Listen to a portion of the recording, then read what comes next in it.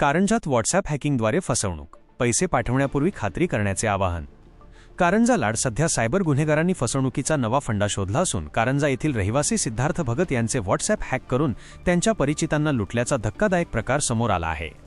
सिद्धार्थ भगत यांचे WhatsApp account hack करून अज्ञात सायबर चोरट्याने त्यांच्या निकटवर्तीयांना संदेश पाठवला। दवाखान्यात इमर्जन्सी आहे, तातडीने 2000 रुपये पाठवा, मी QR कोड स्कॅनर पाठवतो असा मेसेज अनेकांना प्राप्त झाला। सिद्धार्थ भगत यांना ओळखणाऱ्या काही व्यक्तींनी परिस्थितीचे गांभीर्य पाहून कोणतीही शहानिशा न करता तात्काळ पैसे पाठवले। मात्र हे पैसे सिद्धार्थ भगत यांच्या बँक खात्यात जमा न होता ज्याने अकाउंट हॅक केले त्याच्या खात्यात जमा झाल्याचा संशय व्यक्त केला जात आहे। डिजिटल युगात फसवणुकीचे प्रमाण वाढत आहे। अशा परिस्थितीत नागरिकांनी सतर्क राहणे गरजेचे आहे। कोणाचेही नाव वापरून जर पैशांची मागणी करणारा मेसेज आला तर घाईघाईने पैसे पाठवू नका। संबंधित व्यक्तीला प्रत्यक्ष फोन करून खात्री करा आणि अनोळखी QR कोड स्कॅन करणे टाळा। आपली एक छोटीशी सावधगिरी तुम्हाला मोठ्या आर्थिक फटका बसण्यापासून वाचवू शकते।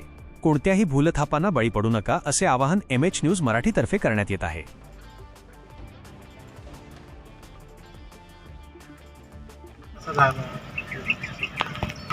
माझं नाव सिद्धार्थ भगत, राहणार कारंजा गौतम नगर येथील रहिवासी। माझ्यासोबत माझा मोबाईल व्हॉट्सअप हॅक झाला आणि माझ्याहून पैसे पाठवा असे बिमार असल्याचे सगळ्यांना मेसेज जात होते। 2000 रुपये मला पाठवा, 2000 रुपये मला पाठवा, सगळ्यांना मेसेज जात होते, इमर्जन्सी पाठवा, इमर्जन्सी पाठवा।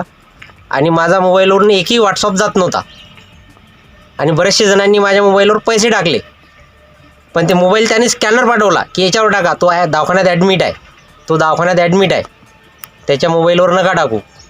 कुणीही असे पैसे एकमेकांना टाकू नका जोपर्यंत समक्ष बोलणं होत नाही तोपर्यंत।